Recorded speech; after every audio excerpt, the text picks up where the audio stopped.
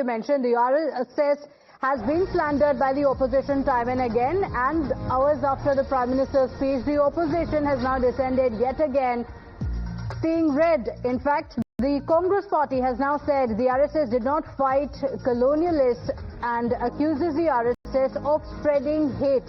Our colleague Sagrika is also joining us on the broadcast with the details. Sagrika, the Congress has been slandering the RSS time and again after the Prime Minister's message of the work that has been done by the RSS. What is the Congress saying? And Pratibha, the vilify RSS mission of the Congress party continues. It's Manikam Tagore who goes on to say, and it's a long post on social media platform X. He says that I'm going to read verbatim. The RSS, founded in 1925, did not play a direct role in India's independence struggle. It stayed away from the civil disobedience movement, Quit India movement, and other mass protests against the British rule.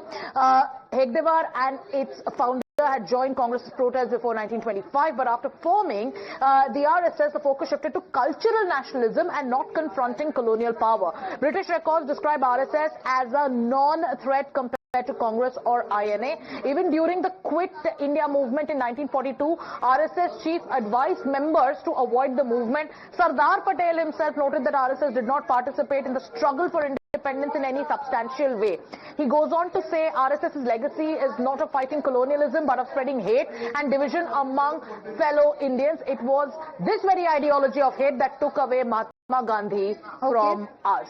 Okay, all right. Sagrika, thank you for joining us on the broadcast. In fact, we have Mr. Manik